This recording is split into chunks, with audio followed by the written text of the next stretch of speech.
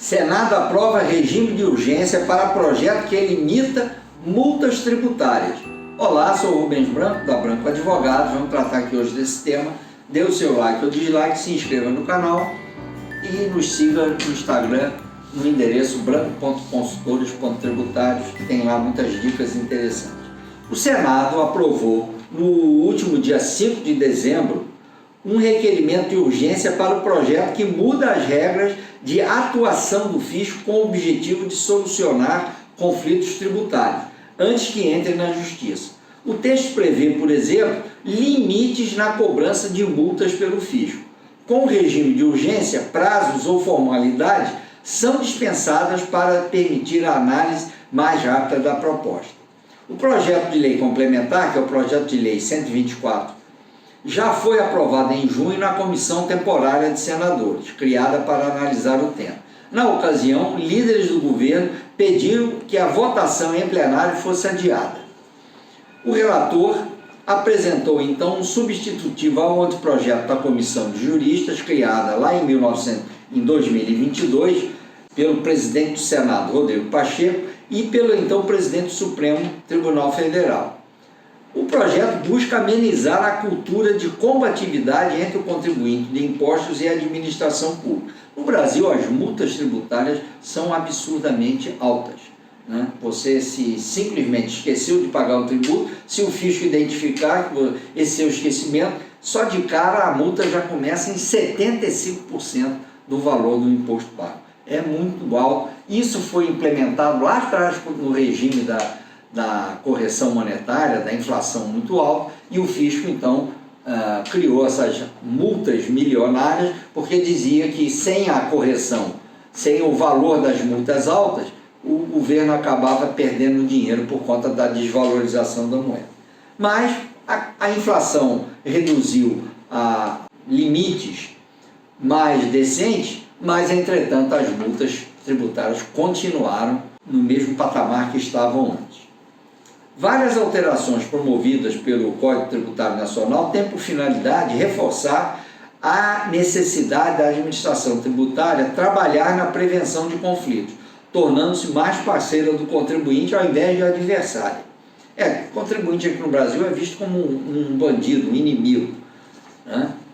Pelo substitutivo, as penalidades devem ser razoáveis e proporcionais à infração, e por isso a multa não poderá ser maior do que 75% do tributo devido. Isso não se aplica quando houver fraude ou outros delitos, que pode chegar então a multa a 150% do imposto devido.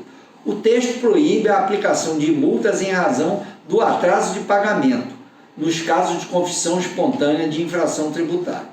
Quando o contribuinte não reconhecer a incidência do imposto e ainda conseguir decisão urgente da Justiça, uma liminar, que interrompe a cobrança, a multa de mora será interrompida também. Caso o contribuinte perca a ação, a multa por atraso volta a incidir 30 dias depois da decisão judicial somente. As novas regras têm o objetivo de evitar possíveis conflitos tributários. Para a Comissão de Juristas que elaborou o anteprojeto, as normas serão um verdadeiro regime jurídico de multas tributárias que até hoje não existe no Brasil.